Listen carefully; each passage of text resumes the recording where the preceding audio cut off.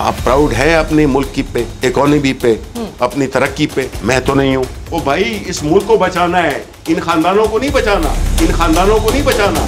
Controversial या एक image को लॉस हुआ, डैमेज हुआ, उसको जनरल नासिर मुनीर साहब उसको रिस्टोर करेंगे। चौधरी से तवक्को है आपको, आपके साथ खड़े रहेंगे?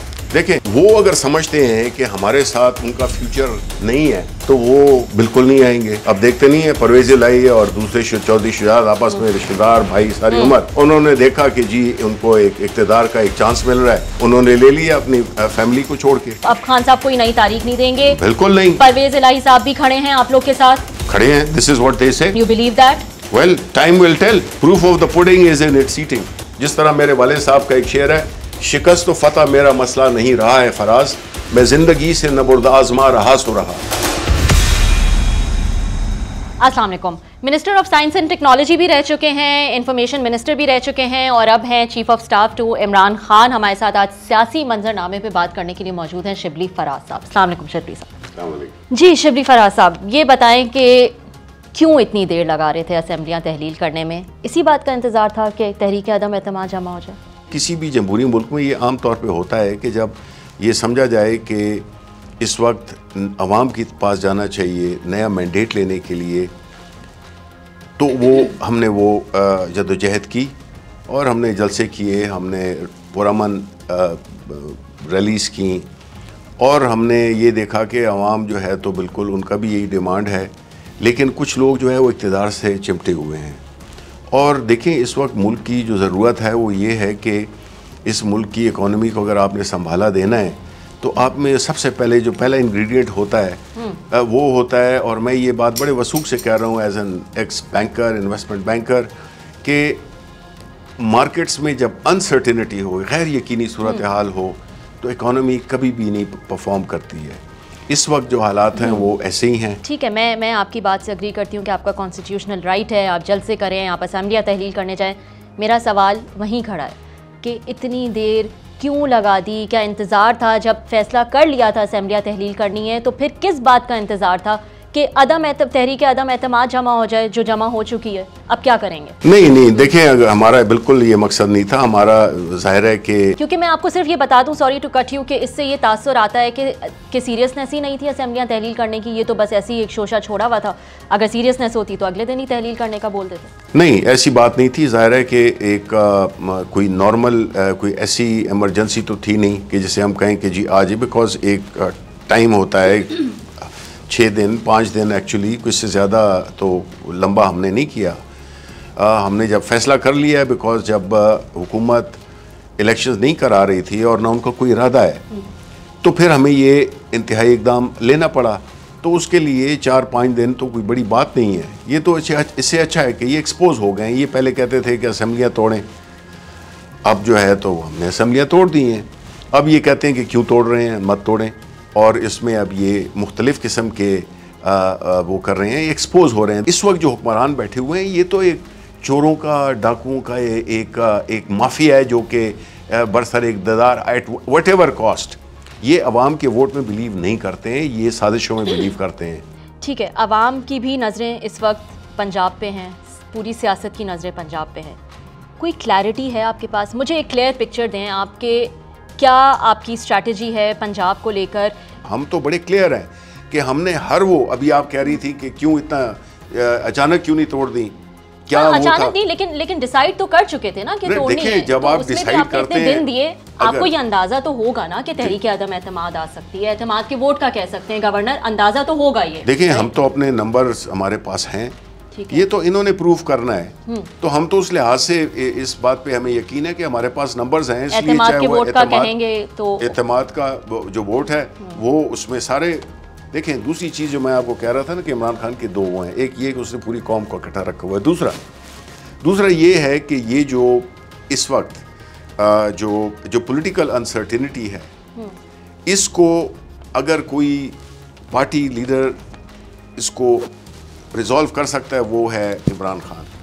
और हमने जो किया है उसमें यह है कि हमने सारों को एक्सपोज कर दिया है, हमने सारे पाकिस्तानी मुआशरे को एक्सपोज कर दिया है। पॉलिटिकल अनसर्टेनिटी आपने कहा अगर कोई रिजॉल्व कर सकता है तो वो है इमरान खान, लेकिन सबसे बड़ी पॉलिटिकल अनसर्टेनिटी तो इस वक्त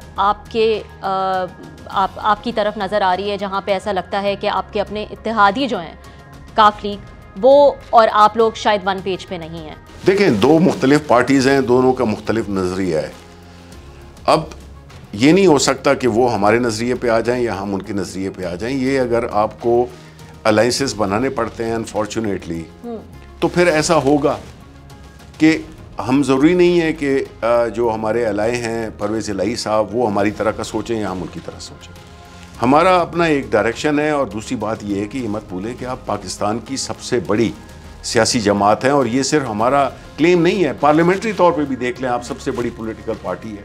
ये चीज़ें देखें, ये मुल्क को तबाही की तरफ ले जा रही हैं कि आप ऐसे कवानीन जिसमें कि बेनिफिशरी आप ही हों, आप इसकी एक मैट्रिक्स बना लें जिसमें देखें कि राजा परवेज़ अशरफ, जिसको मैं समझता था कि थोड़ा, लेकिन कल के वाक़ई के बाद तो मेरी कोई रिस्पेक्ट नहीं रही है उनके लिए कि उनके घर वो उनके ऑफिस में गए और उनसे ये सेनेट की और नेशनल असेंबली की एक टेक्निकल कमेटी की मीटिंग थी, और मैं निकला, उन्होंने कहा कि जी शिबली फराज वो लेने आया था, वो अपना कहने आया था कि हमारे इस्तीफे मत एक्सेप्ट करो।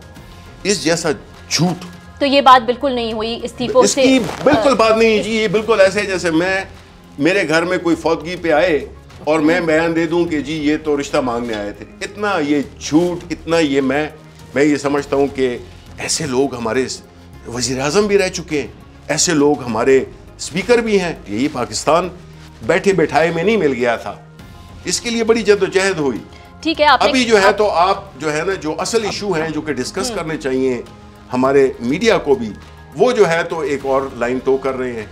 तो ये देखें, ये बड़ा जुल्म हो रहा है मुल्क के साथ। ठीक है, आप इनसे आपको कोई तवक्को नहीं है, आपने बिल्कुल कहा नहीं है, पूरी कौम को नहीं है। चौधरी से तवक्को है आपको, आपके साथ खड़े रहेंगे? देखें, एक सियासी जमात वो अपनी पॉलिटिकल इंटरेस्ट को देखती है। ठीक है, वो अगर समझते हैं कि हमारे साथ उनका फ्यूचर नहीं है तो वो बिल्कुल नहीं आएंगे। अब देखते नहीं है परवेज़ इलाही और दूसरे चौधरी शुजात आपस में रिश्तेदार भाई सारी उम्र, उन्होंने देखा कि जी उनको एक इक़्तिदार का एक चांस मिल रहा है, उन्होंने ले लिया अपनी फैमिली को छोड़ के। तो देखें, ये तो आपको छोड़ना क्या बड़ी बात है? तो कोई बड़ी बात नहीं है, बिल्कुल हाँ। बिल्कुल। ये देखें, अगर तो वो समझते हैं कि जो इलेक्शंस होंगे उसमें उनको हमारी सपोर्ट नहीं चाहिए, वो बिल्कुल फैसला कर सकते हैं। सपोर्ट के लिए तो वो किसी और तरफ देखते हैं, उनका सियासी किबला जो है वो हम सब जानते हैं कि वो ठीक है ना। तो इसका मतलब ये है कि हमारी ज़रूरत नहीं है, तो बड़ी अच्छी बात है। हम तो इलेक्शन लड़ेंगे, हम हर जगह पे अपनी सीट्स पे अपने कैंडिडेट्स खड़े करेंगे, फिर जो अवाम फैसला करती है। असेंबलियां तहलील करने के लिए तो आपको जरूरत है ना, आपको लगता है, ये भरोसा है कि वो तहलील कर देंगे? देखें, इस वक्त जो है ना अगेन डिपेंड करता है कि कोई, चाहे वो काफ की लीडरशिप हो या पाकिस्तान तहरीक इंसाफ की लीडरशिप हो, इस वक्त अवाम की नज़रें सब पे हैं। वो देख रहे हैं कि कौन क्या कर रहा है, क्या उसका हाँ, लेकिन आप भी जानते हैं शिबली साहब के सियासी एक जोड़ तोड़, एक अलायंस लेकर ही चलना पड़ता है। नाराज कर देंगे परवेज़ इलाही साहब को खान साहब बार बार बाजवा साहब पे तनकीद करके, क्योंकि कह दिया है परवेज़ इलाही साहब ने कि ये मैं नहीं सुनूंगा।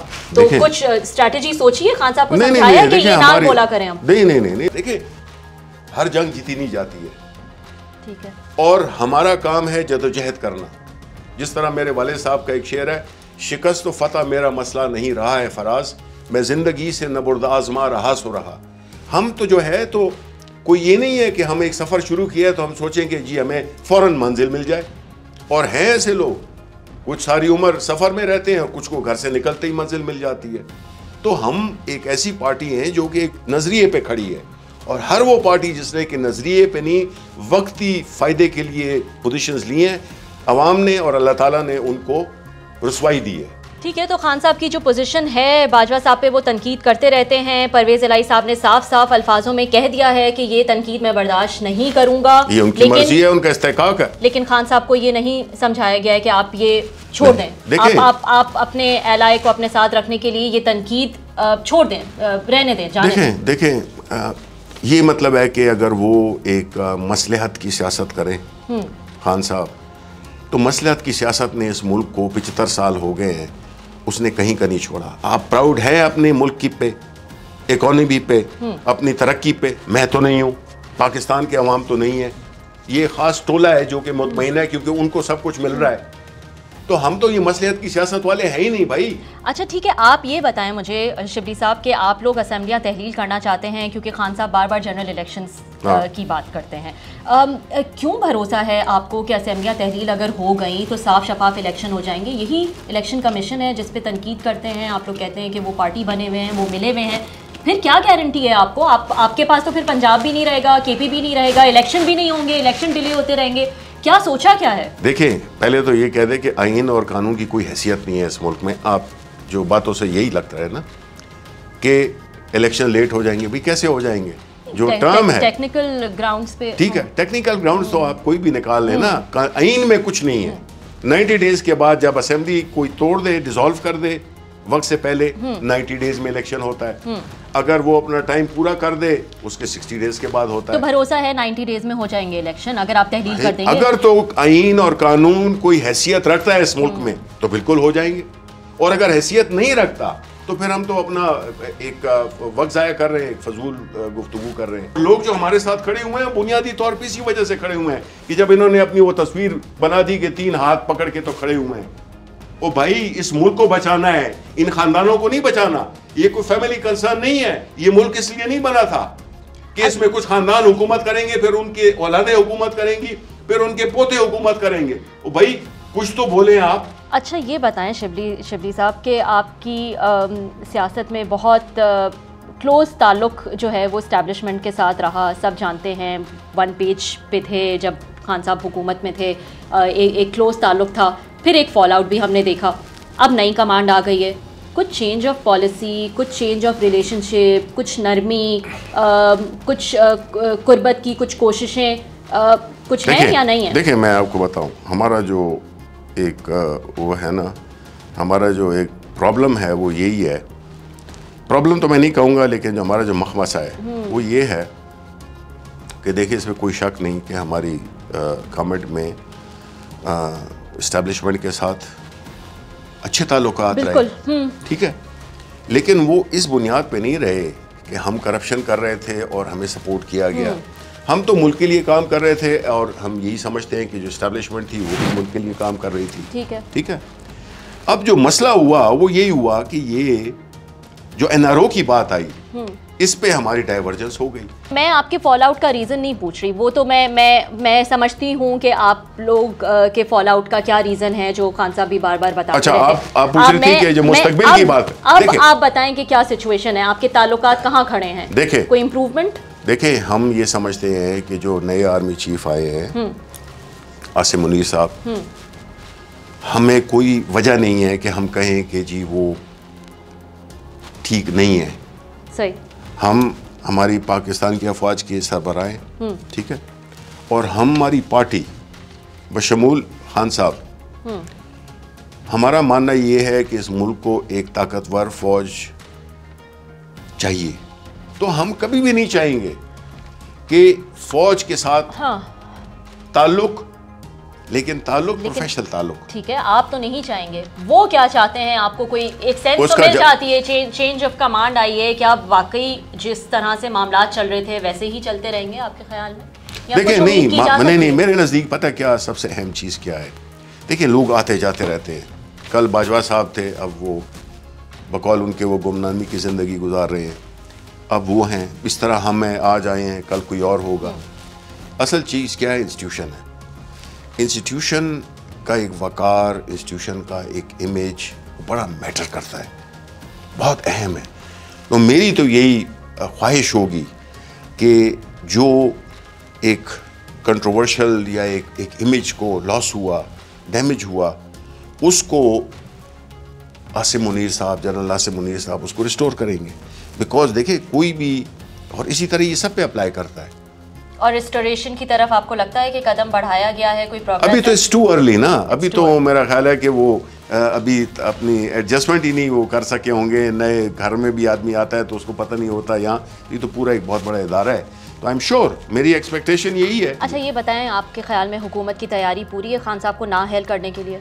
ओ देखें जी, ये तो दिन रात इन्होंने तो, ये नहीं है कि केसेस के जरिए technical knockout, physical assassination attempt की उन पे, कि किसी तरह से ये इमरान खान हट जाए। फिर नाअहली से बच जाएंगे, क्या स्ट्रैटेजी अपनाई आप देखें, लोगों ने? कर दें, बी इट, कोई फर्क नहीं पड़ता हमें।